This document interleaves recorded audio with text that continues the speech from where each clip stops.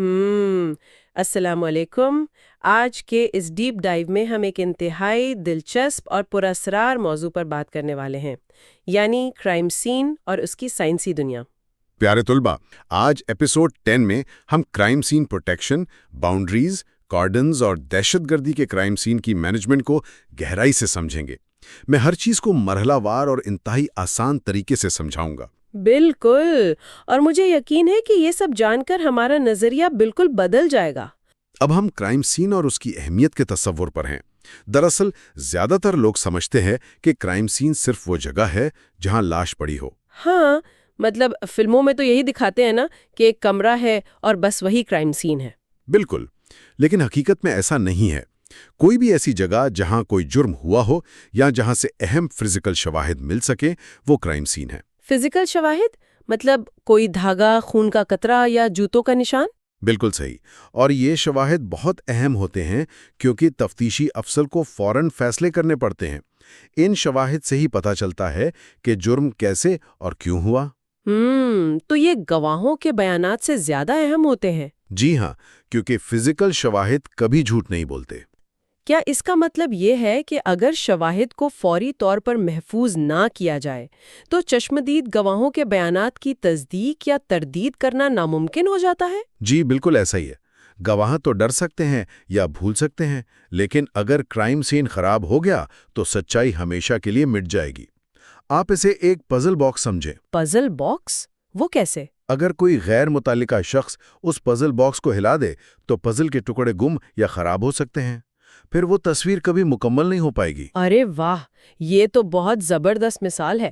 تو امتحانات کے حوالے سے اس میں کیا یاد رکھنا چاہیے؟ طلبہ یاد رکھیں کہ شواہد جمع کرنے کے 6 بنیادی مقاصد ہیں، جن میں جرم کا طریقہ کار، وجہ، ملزمان کا ربط، بیانات کی تصدیق، شناخت اور مزید سراغ لگانا شامل ہے۔ صحیح، تو اس حصے کا خلاصہ یہ ہوا کہ کرائم سین کو محفوظ بنانا تفتیش کی کامیابی کی سب سے پہلی اور اہم شرط ہے۔ بالکل۔ اور اب ہم کرائم سین کی اقسام یعنی پرائمری، سیکنڈری اور ڈسپوزل سائٹس پر ہیں۔ اچھا، تو کیا کرائم سین کی بھی قسمیں ہوتی ہیں؟ نہیں، ایسا نہیں ہے۔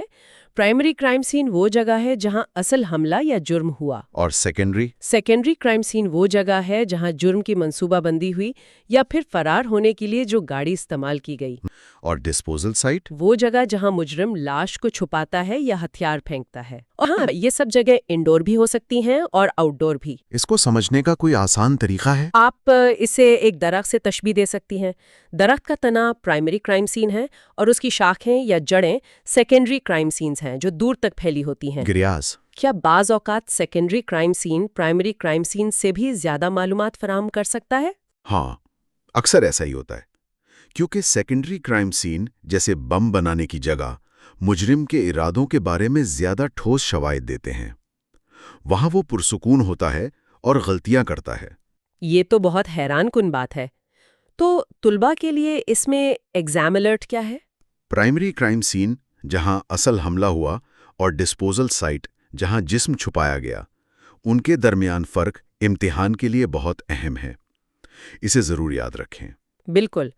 تو ہم نے پرائمری، سیکنڈری اور ڈسپوزل سائٹس کو سمجھ لیا۔ اب آگے کیا ہے؟ اب ہم سنگل، ملٹیپل اور single large scale crime scenes کے فرق پر ہیں۔ نام سے تو لگ رہا ہے کہ یہ کرائم سین کے سائز یا تعداد کے بارے میں ہے۔ جی بالکل۔ سنگل کرائم سین وہ ہے جہاں تمام شواہد ایک ہی جگہ موجود ہوں، جیسے ایک کمرہ۔ اور سنگل لارج کیا ہوتا ہے؟ اگر ایک ہی جرم بڑے علاقے پر محیط ہو، جیسے ایک عمارت کی مختلف منزلوں پر حملہ، تو اسے سنگل لارج سکیل یا کمپاؤنڈ کرائم سین کہتے ہیں۔ تو ملٹیپل کرائم سینز ان سے کیسے مختلف ہیں؟ ملٹیپل کرائم سینز وہ ہیں جہاں ایک ہی گروہ نے مختلف جگہوں پر الگ الگ حملے کیے ہوں، جیسے شہر کے مختلف حصوں میں دھماکے۔ اس کی کوئی مثال دے سکتے ہیں؟ سنگل کرائم سین کمرے میں لگی آگ کی طرح ہے۔ سنگل لارج سکیل پوری عمارت میں لگی آگ ہے، جبکہ ملٹیپل کرائم سینز شہر کے مختلف حصوں میں بیک وقت لگنے والی مختلف آگوں کی طرح ہیں۔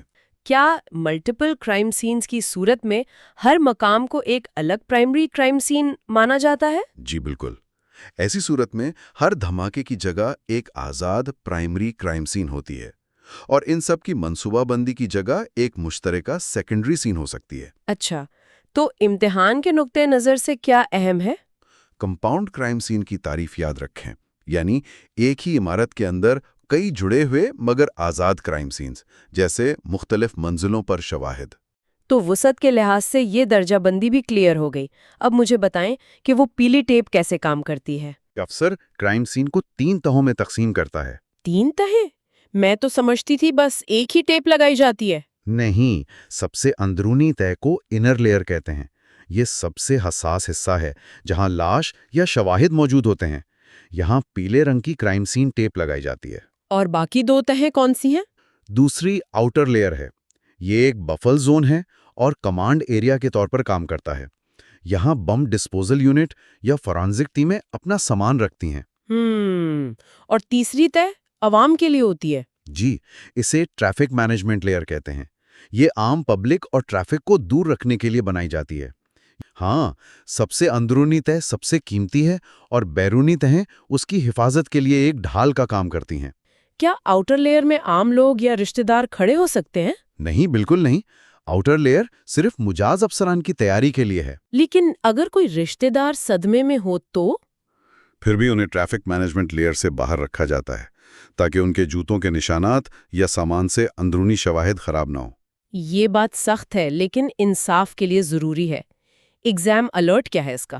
کرائم سین کی تینوں لیئرز یعنی انر، آؤٹر اور ٹریفک کے نام اور ان کے مخصوص مقاصد امتحان میں اکثر پوچھے جاتے ہیں۔ تو ہم نے ان 3 تہوں کو بھی اچھی طرح سمجھ لیا۔ اب ہم کس طرف جا رہے ہیں؟ اب ہم اپنے آخری اور سب سے خطرناک موضوع دہشت گردی کے کرائم سین کی مینجمنٹ اور سیفٹی کلیئرنس پر ہیں۔ یہ تو بہت خوفناک لگ رہا ہے۔ یہ عام کرائم سین سے مختلف کیوں ہے؟ کیونکہ عام کرائم سین کے مقابلے میں یہ مقامات زیادہ خطرناک ہوتے ہیں۔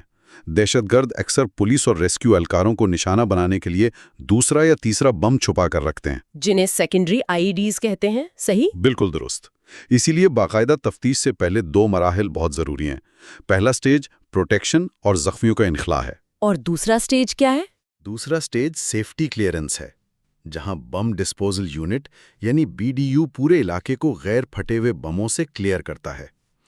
یہ بالکل ایک بارودی سرنگوں کے میدان میں داخل ہونے جیسا ہے۔ بارودی سرنگیں؟ مطلب آپ سیدھا اندر نہیں جا سکتے؟ جی ہاں، آپ جذبات میں آ کر سیدھا اندر نہیں بھاگ سکتے۔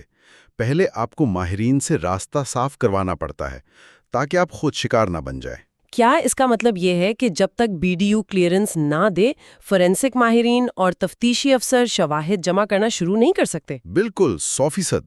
BDU سب سے پہلے بلٹ پروف جیکٹس پہن کر علاقے کو کلیئر کرتا ہے۔ اور پھر ان کے سگنل کا انتظار کیا جاتا ہے؟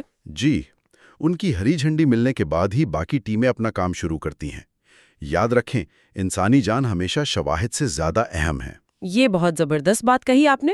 تو اس کی ایگزام ٹپ کیا ہے؟ یاد رکھیں کہ دہشت گردی کے واقعے میں ریگولر انویسٹیگیشن سے پہلے سیفٹی کلیئرنس یعنی سٹیج 2 کا مرحلہ لازمی ہوتا ہے، جس کی ذمہ داری BDU پر ہوتی ہے۔ تو خلاصہ یہ ہوا کہ سب سے پہلے جان بچانا اور علاقے کو محفوظ بنانا ضروری ہے۔ جی بالکل۔